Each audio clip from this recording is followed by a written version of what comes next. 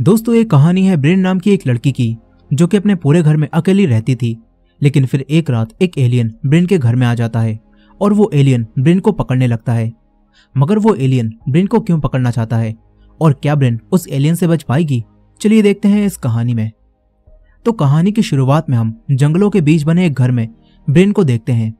Brin इस पूरे घर में अकेली रहती है और उसका घर भी टाउन से बाहर बना है। ब्रिन की मॉम के मरने के बाद अब इस दुनिया में उसका कोई भी नहीं है। लेकिन ब्रिन की मॉम का सपना था कि वो पूरे टाउन का एक मॉडल बनाए और अब ब्रिन टाउन के मॉडल को बनाकर अपनी मॉम का सपना पूरा करना चाहती है। अब ब्रिन एक पार्सल तैयार करके उसे पोस्ट करने जाने लगती है। तभी ब्रिन को उसके घर के बाहर एक गोला बना दिखता है। ब्रिन को समझ नहीं आता कि ये गोला यहाँ कैसे बना, लेकिन ब्रिन इस बात पर खास ध्यान नहीं देती और उस जगह पर पानी डालती है और अपनी गाड़ी में आकर बैठ जाती है। ब्रिन स्माइल करने की कोशिश करती है। इसके बाद वो शहर की तरफ जाने लगती है। इसी दौरान उसे अपने टाउन का एक लड़का दिखता है। ब्रिन उस लड़के को पसंद करती है। ब्रिन एक स्माइल के साथ उसे हाय करती है, लेकिन वो लड़का ब्रिन को जवाब दिए बगैर ही अपना मुंह मोड़ लेता है। यहाँ हमें पता चलता है कि किसी वजह से टाउन का कोई भी इंसान ब्रिन को पसंद नहीं करता। अब ब्रिन टाउन में आकर अपने पार्सल को पोस्ट करती है। इसके बाद ब्रिन अपनी मॉम की कब्र के पास जाकर बैठ जाती है। ब्रिन काफी उदास थी। तभी उसे टाउन के कुछ लोग दिखते हैं, इसीलिए ब्रिन तुरंत यहाँ से जाने लगती है। ब्रिन उन लोगों को भी हाय करती है, लेकिन कोई भी ब्रिन को जवाब नहीं देता।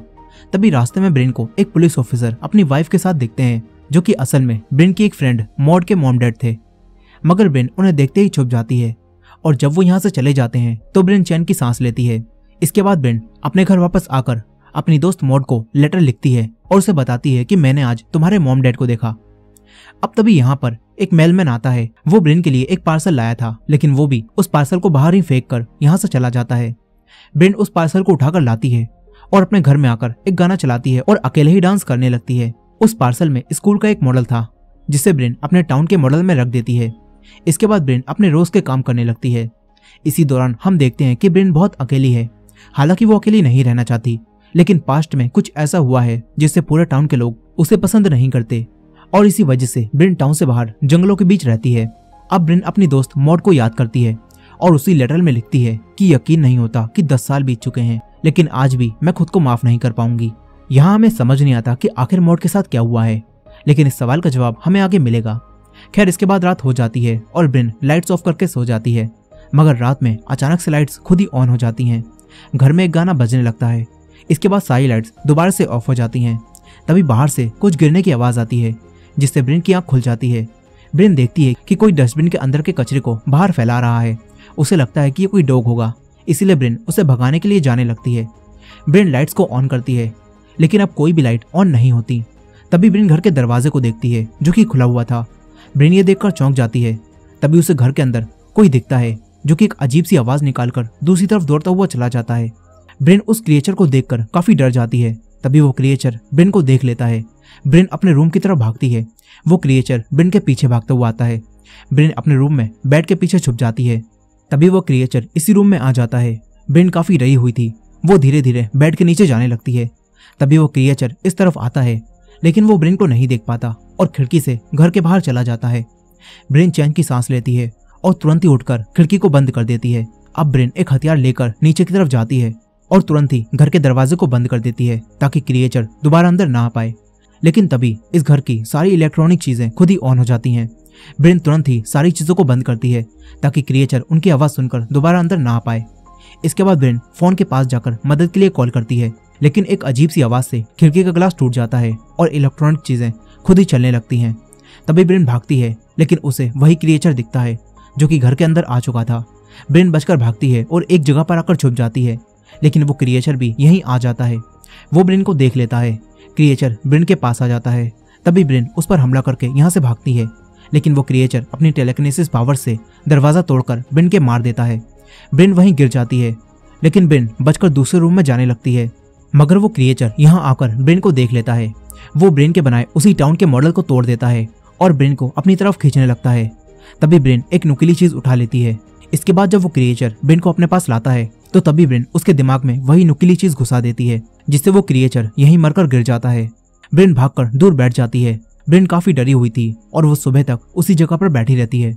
ब्रिन सुबह उठकर उस क्रिएचर को देखती है, तो वो क्रिएचर एक एलियन जैसा दिखता है, लेकिन वो एलियन पूरी तरह से मर चुका था। इसीलिए ब्रिन उस पर एक कपड़ा डाल देती है।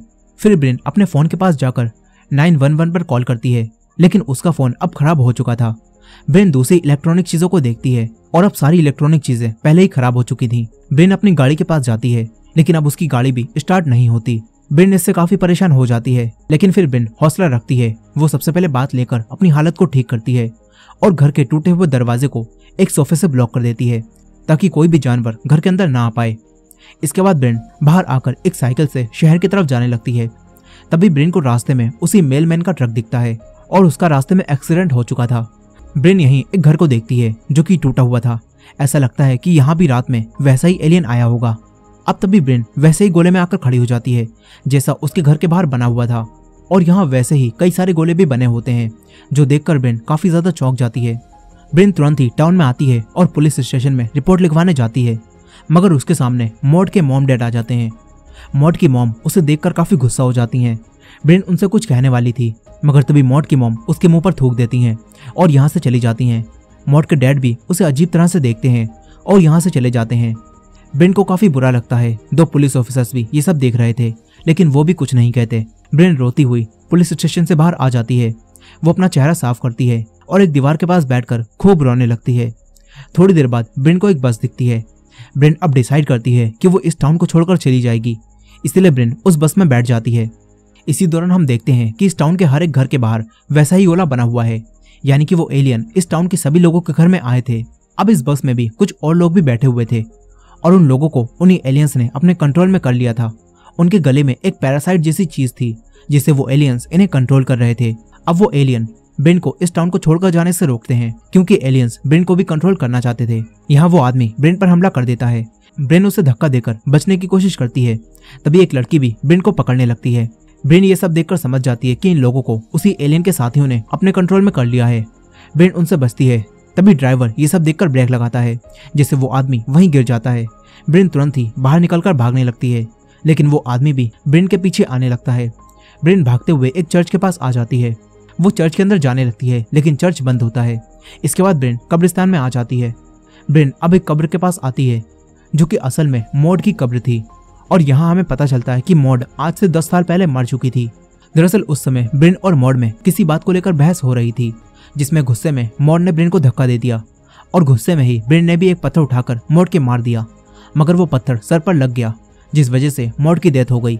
और उस घटना के बाद से ही टाउन के सभी लोग ब्रिन को नापसंद करने लगे।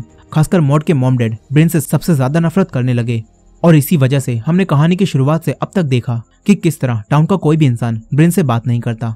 अब ब्रिन अपनी दोस्त मॉड की कब्र के पास खड़ी होकर उसे याद कर रही थी।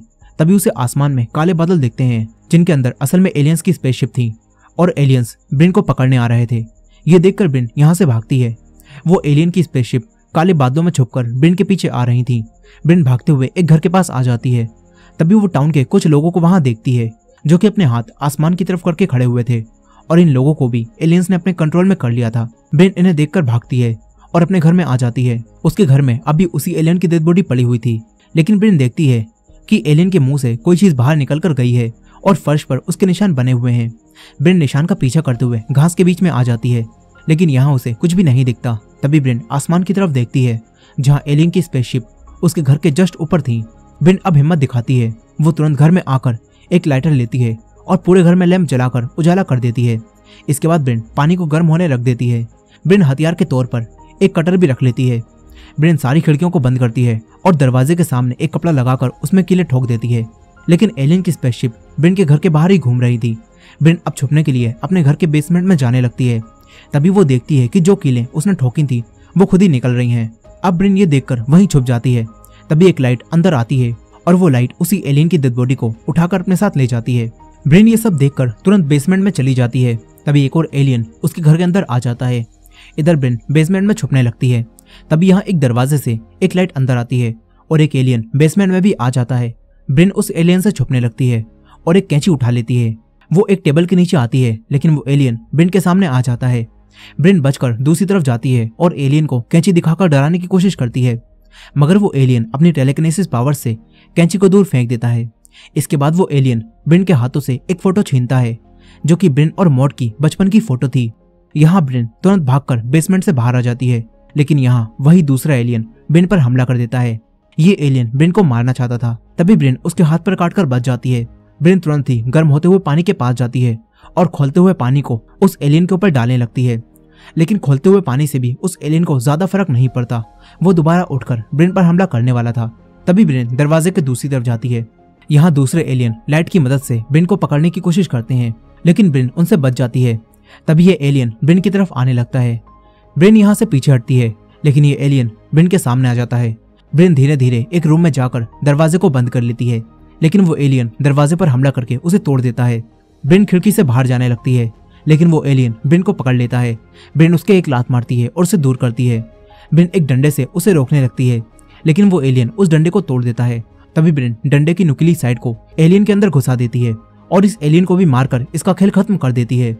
ब्रिन तुरंत ही खिड़की से बाहर जाती है। वो काफी डरी हुई थी। तभी उसे एक और एलियन दिखता है जिसके बड़े बड़े पैर थे। ब्रिन उसे देखकर यहाँ से भागती है।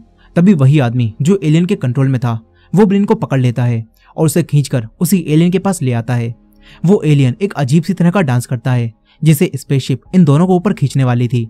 तभी ब्रिन खुद को बचाकर अलग हो जाती है और उस आदमी के लात मारकर उसे दूर कर देती है। इसी दौरान स्पेसशिप से लाइट निकलती है और वो आदमी हवा में लटक कर ऊपर जाने लगता है, लेकिन एलियंस उस आदमी को नीचे फेंक देते हैं।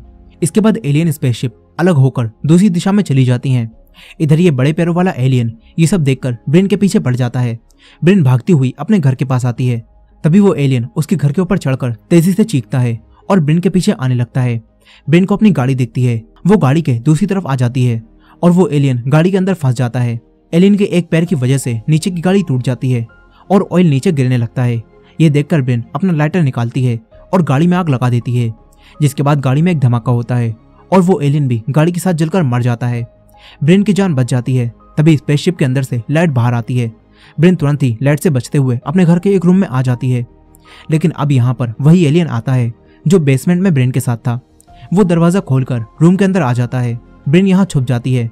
इस रूम में ब्रिन के वो सभी लेटर थे जो मॉड के मरने के बाद उसने मॉड को लिखे थे, और यहाँ ब्रिन और मॉड की कई सारी फोटोज भी थी। ये एलियन उन सभी चीजों को देखने लगता है। तभी ब्रिन पीछे से उस पर हमला करती है, लेकिन ये एलियन अपनी पावर से ब्रिन को दूर फेंक देता है। मगर ब्रिन किसी तरह दोबारा उठकर यहाँ से भागती है, लेकिन एलियन उसे देख लेता है। वो ब्रिन के पीछे आने लगता है। इधर ब्रिन एक रूम में आ जाती है, मगर तभी रूम के अंदर एक रेड लाइट आती है जिससे ब्रिन वहीं फ्रीज हो जाती है और रूम की छत से चिपक जाती है। ब्रिन अपने हाथ पैर नहीं हिला पाती। इसके बाद वही एलियन यहाँ आता है और उड़कर ब्रिन के सामने आ जाता है। फिर इस एलियन के मुंह से वही पैरासाइट निकलता है जिसे एलियंस ने बाकी लोगों को कंट्रोल कर रखा था। अब ये पैरासाइट ब्रिन की तरफ बढ़ता है और उसके मुंह में चला जाता है। ब्रिन कुछ भी नहीं कर पाती। तभी उसकी आंख खुलती है और उसे लगता है कि अब तक जो कुछ भी उसके साथ हो रहा था वो सब बस एक सपना था। ब्रिन अब खुश हो जाती है, लेकिन हकीकत में ये सब हेलुसिनेशन थे और उस पैरासाइट ने ब्रिन के दिमाग को काबू करके ब्रिन को उसकी यादों में भेज दिया होता है। यहाँ इन हेलुसिनेशन में ब्रिन के सामने उसकी दोस्त मॉड आती है जो कि यहाँ मरी नहीं थी बल्कि जिंदा थी। ब्रिन उसे देखकर खुश हो जाती है और उससे कहती है कि मुझे माफ कर दो। और यही डायलॉग इस फिल्म का पहला और एक आखिरी डायलॉग है, और यही इस मूवी की खास बात है क्योंकि इस मूवी का पूरा रन टाइम 93 मिनट्स है और इस मूवी में सिर्फ यही एक डायलॉग बोला गया है। आप इस वीडियो को शुरू से दोबारा से देख सकते हैं और शुरू से लेकर अब तक ब्रिन ने कुछ भी नहीं कहा और ना ही किसी और ने कुछ कहा। खैर यहाँ ब्रिन मॉड को देखकर उससे माफी मांगती है। तभी वो समझ जाती है कि ये सब हेलुसिनेशन है, इसलिए ब्रिन अपने हलक में हाथ डालकर उस पैरासाइट को बाहर निकाल देती है। ब्रिन असली दुनिया में आ जाती है और अपने आप को घर से बाहर पाती है। वो इस पैरासाइट को खत्म करने की कोशिश करती है, लेकिन ये पैरासाइट बच जाता है और तभी एलियन स्पेसशिप यहाँ आती है जिससे एक लाइट बाहर आती है और उस लाइट से इस पैरासाइट को एक नया शरीर मिल जाता है। अब ब्रिन ये सब देखकर यहाँ से भागती है। इसी दौरान हम देखते हैं कि इस पूरे टाउन में एलियंस लोगों को अपने कंट्रोल में कर रहे हैं। अब यहाँ ब्रिन बचते हुए जंगलों में आ जाती है। तभी अचानक से ब्रिन के सामने उसके जैसी ही ब्रिन आती है, मगर असल में वो एलियन थी। अब वो एलियन ब्रिन असली ब्रिन के चाकू मार देती है, लेकिन असली ब्रिन उसी कटर की मदद से इस एलियन को भी मार देती है। असली ब्रिन बचकर आगे जाती है, लेकिन तभी उसके सामने फिर से वही बड़े पैरों वाला एलियन आ जाता है और तभी एलियन स्पेसशिप ब्रिन को ऊपर खींच लेती है। अब ब्रिन एलियंस के कब्जे में आ चुकी थी। सारे एलियंस ब्रिन को घेरकर खड़े हो जाते हैं। फिर एलियंस अपने हाथ से ब्रिन की यादों को देखने लगते हैं और ब्रिन को भी अपनी पुरानी यादें दिखने लगती हैं। यहाँ ब्रिन अपने आप को अपनी मॉम के साथ देखती है। फिर उसे अपना वो पल याद आता है जब उसकी मॉड के साथ लड़ाई हो रही थी और वो मॉड को पत्थर मार रही थी। इसके बाद ब्रिन खुद को देखती है कि किस तरह मॉड की मौत के बाद वो खुद को माफ नहीं कर पाई थी और काफी दुखी होकर मॉड के लिए लेटर लिख रही थी। यहाँ ब्रिन अपने यंग रूप को देखकर उसके हाथ पर हाथ रखती है। ये देखकर ऐसा लगता है मानो ब्रेन अपने यंगर सेल्फ से कह रही हो कि अपने आप को माफ कर दो, अब और दर्द सहने की जरूरत नहीं है। अब यही एलियंस ये सब देख रहे थे और ब्रेन के बारे में ये सब जानकर एलियंस फैसला करते हैं कि ब्रेन पहले ही बहुत कुछ झेल चुकी है, इसीलिए वो उसे अपने कंट्रोल में नहीं करेंगे। इसके बाद एलियंस ब्रेन को अपनी स्पेसशिप से नीचे फेंक देते हैं। ब्रेन जिंदा बच गई होती है, जिससे वो काफी खुश होती है। अब इसके बाद हम कुछ समय बाद का सीन देखते हैं, जहाँ अब टाउन में सब कुछ नॉर्मल हो चुका था। यहीं टाउन के सभी लोग अब ब्रेन के साथ अच्छा बिहेव करने लगे थे।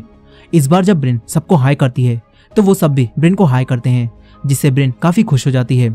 लेकिन असल में वो सभी उन्हीं एलियंस के कंट्रोल में थे। लेकिन ब्रेन की लाइफ अब पहले से अच्छी हो चुकी थी, इसलिए शायद उसे इस चीज से फर्क नहीं पड़ता कि वो एलियंस के बीच में रहती है या फिर इंसानों के बीच में। अब शाम को ब्रेन टाउन की पार्टी में जाती है, जहाँ वो सबके साथ डांस करती है। इसी दौरान हम आसमान में उन्हीं एलियंस की स्पेसशिप को देखते हैं और इसी एंडिंग के साथ ये कहानी यहीं खत्म हो जाती है। दोस्तों, इस कहानी के एंडिंग के कई मतलब हो सकते हैं, लेकिन मेरी थ्योरी के हिसाब से तो एलियंस ने इस टाउन के सभी लोगों को अपने कंट्रोल में कर लिया होगा और ब्रेन एलियंस के बीच में खुशी से इसलिए रहने लगी होगी क्योंकि उसके लिए तो एलियंस वही सब लोग थे जो उसे कभी पसंद ही नहीं करते थे, ना उससे बोलते थे और ना ही ब्रेन उनके बीच में खुश थी। लेकिन ये एलियंस ब्रेन के साथ अच्छा बिहेव भी करते थे और उससे बोलते भी थे, जिससे ब्रेन उनके बीच में खुश थी। यहाँ ब्रेन ने इस मूवी के टाइटल यानी कि no one will save you को भी जस्टिफाई कर दिया था, यानी कि ब्रेन ने एलियन से अपने आप को अकेले ही बचाया और अपने पास्ट से भी आखिरकार खुद ही मूव ऑन कर लिया। खैर, आपको क्या लगता है? अपनी थ्योरीज कमेंट में बताना मत भूलेगा। और ये वीडियो पसंद आई हो तो इस वीडियो को लाइक करके हमारे चैनल वॉच मिस्ट्री हिंदी को सब्सक्राइब कर लीजिए। मिलते हैं नेक्स्ट वीडियो में।